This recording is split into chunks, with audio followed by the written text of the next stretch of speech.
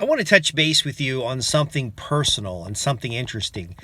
Uh, Identity politics is really wrecking the ability of individuals to really see past what is on the surface of a person.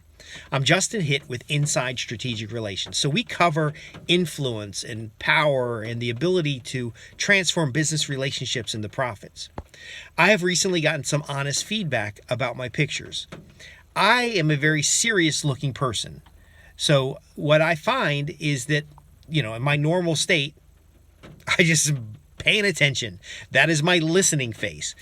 But I have learned that often the photographs, and I've written a whole article about your LinkedIn profile, for example. But I'm noticing photographs are being used more and more as people are trying to match diversity hires, and they're trying to match different expectations they have in their mind. Now, this is no different than 1950s and 1960s, where they didn't want to hire certain people because their complexion was too bright, too dark, but now it seems that the complexion is too light. So what I'm sharing with you is that if you do this in business for any reason, your company has a diversity program and you need to hire more black women, this is not how you run a successful business. To run a successful business, you get as many people in your funnel as possible. You don't care what color they are. You don't care what creed they are. You don't care what religion they are. And you focus on their skill sets, because their skill set is what generates revenue in the business.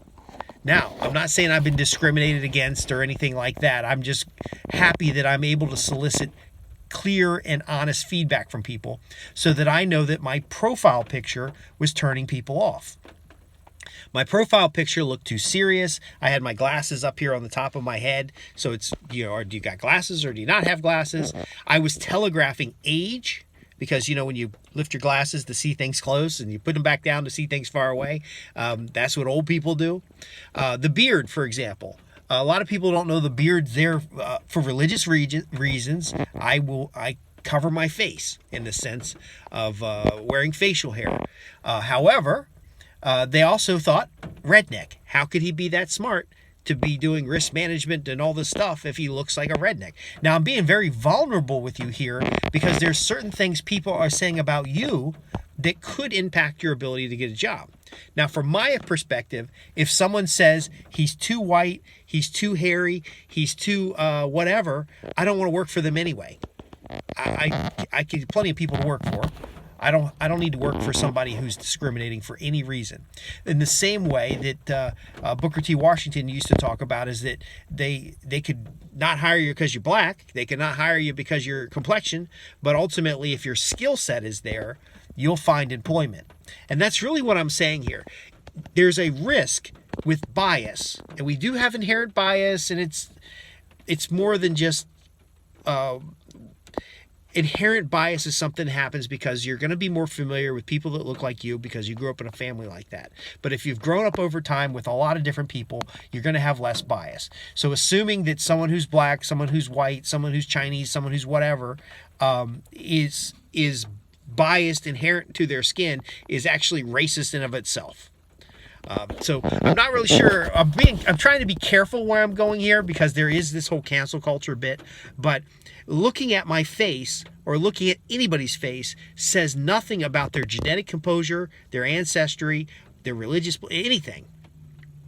And if you make a decision based on any of those items, you're being racist, or you're being biased in a way that is ultimately not going to serve your interests. So here's another example. I wrote an article a while back about an electrical contractor whose son was gay. He was really upset about it, and then he finally accepted his son for who he is, and then ultimately found out that his friends did a lot of home interior stuff and redesign, and then his electrical contracting business picked up because he accepted customers who otherwise he would have scoffed at in the past.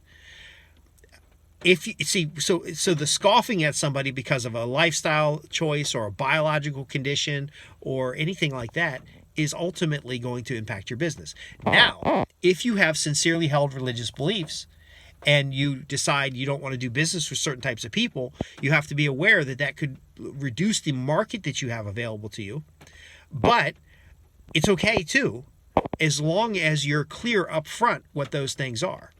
If you look at somebody and say, I'm not going to do business with them because they wear a burqa, I'm not going to do business with them because they're from a certain culture, that is that is a problem.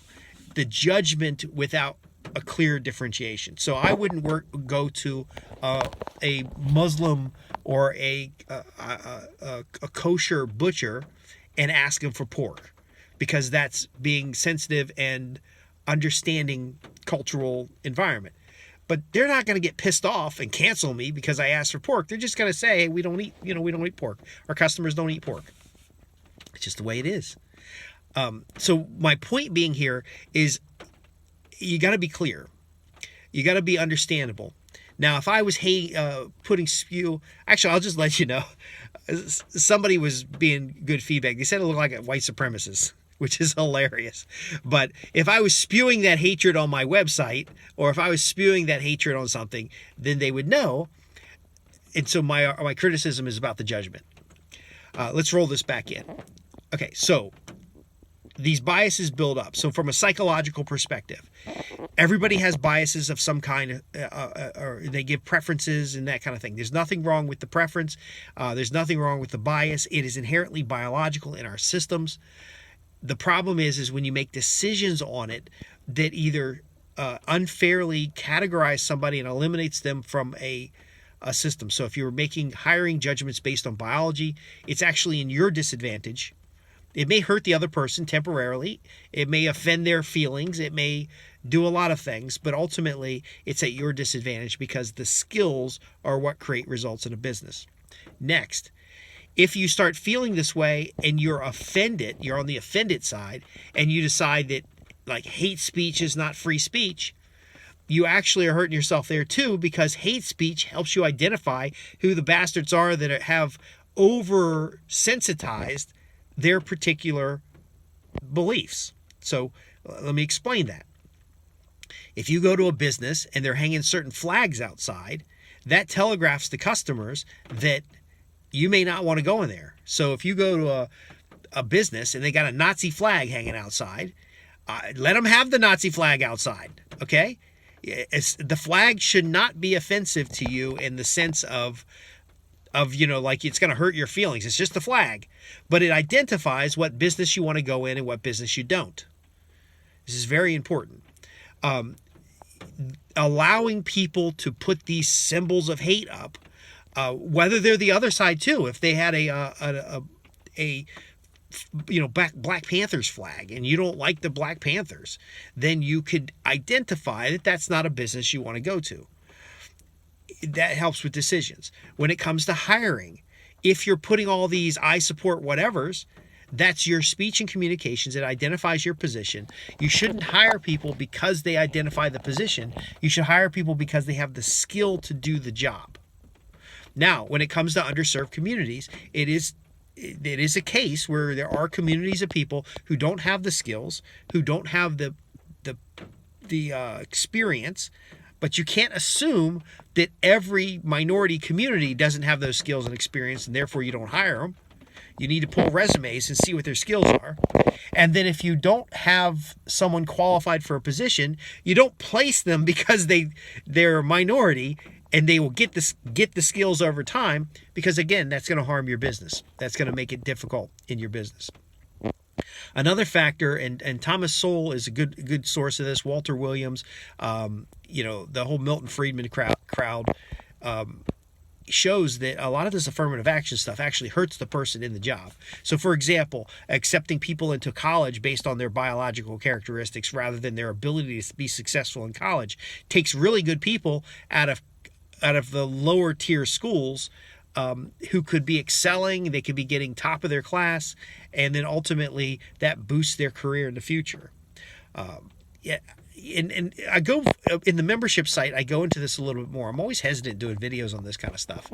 There's another factor, for example, all of the affirmative action elements are actually promoting people and setting them up for failure. So if there's a systemic racism or systemic sexism going on, it's going on in the laws that are so-called helping people, but ultimately holding them back. So where does this video go? Let me give you some tips so you have something useful out of this particular video. Number one, when you're hiring people, hire on skills. Okay, Booker T. Washington talked about it. If someone's got the skill set, the ability to make the money, then we don't care what they look like. It doesn't matter what the biological conditions, their upbringing, the zip code that they live in. If they're able to do a job, you hire that person. Now, you might hire somebody and you're not sure they can do the job, but you put them in a position a little bit lower than the position they're in and work them into that other position, but you set them up for success. You don't throw them in the frying pan and then make excuses why things didn't work out. The diversity hire bit. You hire people because they have the potential to do the job well, and that potential is proven so that you get results day one. Again, there's when you hire somebody in a position because of their biological characteristics, people don't trust that they were hired for their skills. So focus on hiring for skills first and foremost. Number two, be aware that whether you're black, white, whatever complexion you are, all of God's people get judged by somebody. You got to get over that. That's going to happen whether the government forces everybody to be nice to each other or not. I would rather know somebody's going to be discriminating than have it hidden. So you got to be aware that this whole talk about hate speech, the First Amendment allows you to criticize anything. Okay? Now, not everybody's going to like what you're saying, but at least let people say it so that you know who to stay around and who to stay away from. So if they want to hang a Nazi flag up, let them hang it up. Their business will drop because the majority of people don't like that positioning. Let them hang up an Antifa flag. Let them hang up a gay pride flag. Let them hang up an ISIS flag. Let them hang up whatever flag they want. The protest against that flag is more about that organization gaining support than it is about what the flag means or doesn't mean. You can be offended. You have the right to be offended. But again, you also have the right to take your money to a business that's not trying to be offensive. You got to be aware of the whole greenwashing and the whole putting the flag up to attract a certain audience, but not having the commitment to support the audience. So there are a lot of corporations today that have diversity and inclusion programs, and they have no intention of helping these people. These people don't need help, by the way. You can just get out of their way, and they will help themselves. They're smart people, just like everybody else. And even when I say that, my brain is editing it because there's this whole, and we talk about this in mass delusion and crowd control, some of those programs we do. There's this whole us versus they. We are they. Okay? The whole planet is full of people that are highly capable of doing things that are not looking like you or sounding like you or even in your community. You have to be able to get past this whole biological characteristic bit that's being pressed upon organizations that need the us versus they in order to fundraise. So if you understand an individual is a minority of one, I have a unique experience, I have unique ancestral ties. The color of my skin has nothing to do with the DNA lineage that got me to where I am today. That's the same for every person on the planet. Once you understand that and you focus on individual skill sets, individual traits, you can identify who needs to be in your network and who needs to be out of your network. And yes, the diversity of that network is good, but again, that's a dumb statement because it's diversity of what? Having a rainbow coalition of people doesn't make anything better. Having a broad range of skills makes things better. So you got to learn to be able to work across cultures. You got to be able to learn to work across environments. And again, in Inside Strategic Relations, we talk about a lot of stuff that's probably not a good thing for me to do a video and put it online because people are going to talk about it. The key is the content of a character rather than the color of their skin. The content of a character rather than their religious background. Now, it is true because religion is built on behavioral characteristics. There are some religions that individuals are more likely to be honest. They're more likely to be trustworthy. But again, even in that statement, there are atheists that don't believe in a God of any kind because there are thousands of different gods. And I'll be careful not to drag this into religion as well. But some of you guys know my background is comparative religious studies, and I write about that in some other areas. But here's my point. You can't even make a judgment there either, because the nature of morality is a human nature, not based on a belief system. But if you study religious systems, there are commonalities over all of them. And so ultimately, you shouldn't even judge that somebody's got facial hair because of a religious belief system, or they've got they wear a yarmulke, or they wear a certain headdress, or they wear certain clothing. That is a cultural aspect that will impact behavior, but it's not a universal thing. So you still need to look at the individual. You still need to get to know the person. You still need to understand their situation in the context of your needs as a business. Now, again, you don't have to go any further and feel sorry for them or anything. The decisions they made in life are their decisions. The decisions their parents made, their ancestors made, are all in the past. They can make new decisions and they can learn new information. So again, we're hiring for skill set. I think the last thing I want to share in here is don't take this at surface value. I'm trying to summarize a number of points because I know we have some materials in the membership area. And so in the members program, we do talk about how to approach being fair, being honest, being able to build that mutually beneficial relationship. We want to hire people to help us as the manager who hires them, as well as to help them grow in a position so that they become more valuable over time. We hire them at whatever we hire them for, and we want their value to increase faster than what we're paying them. That way, we get some profit out of hiring the person and benefiting from the person's skills and utility value. If you're hiring a front person for an activity, yes, you may want, if you're targeting an audience, you may want somebody who looks like that audience, because we know those biases do exist.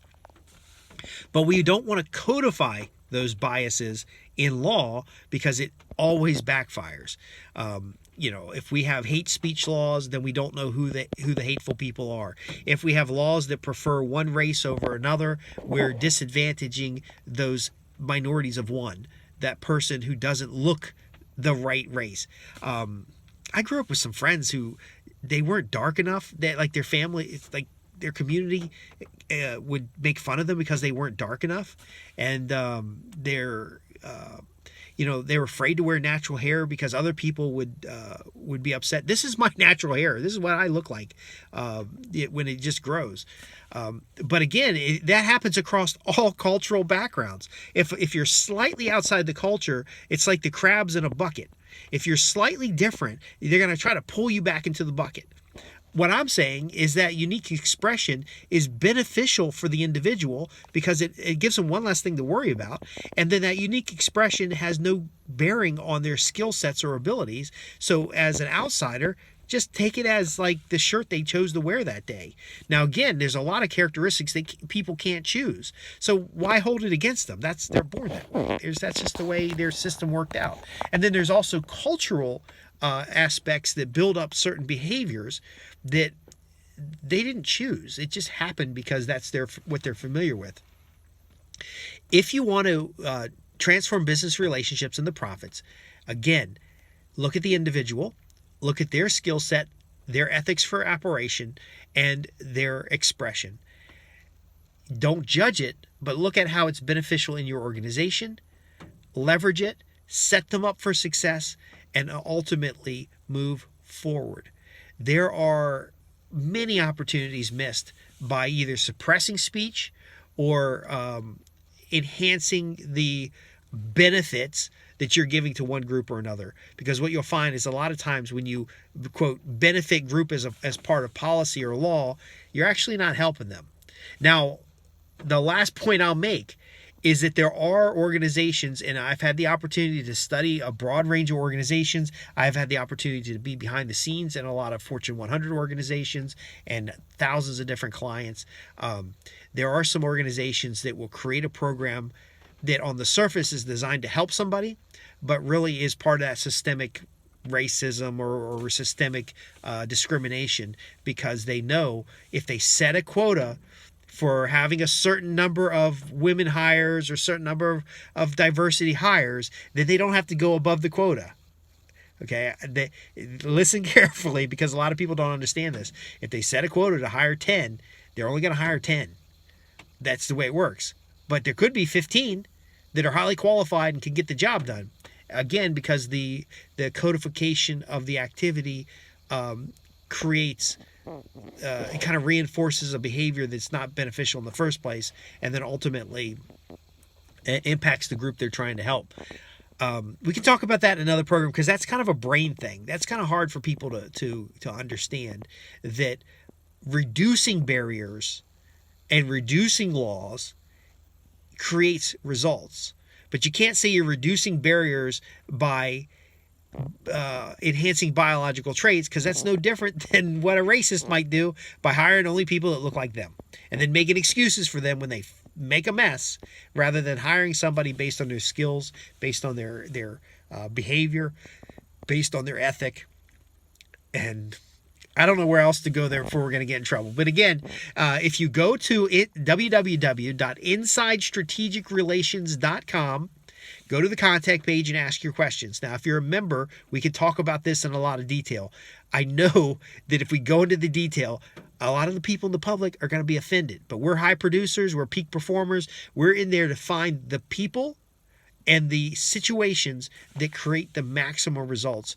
Because I'm Justin Hitt with Inside Strategic Relations, and we're here to transform business relationships into profits guaranteed. We're going to profit the people we hire, we're going to profit the organization we work for, and we're going to profit ourselves and our customers by removing some of these critical thinking distractions, and actually thinking about the situation and focusing on the individual, the content of the character, rather than the color of the skin, rather than the whatever other category there is, and we're going to get results. Everybody else is going to be dicking around and worrying about all this other stuff, and we're still going to get results. So I want to thank you for being a part of what we do here. Be sure to like and subscribe. Visit us at www.insidestrategicrelations.com. Go to the contact page and join us, or just even ask your question. I'll see you in the next video.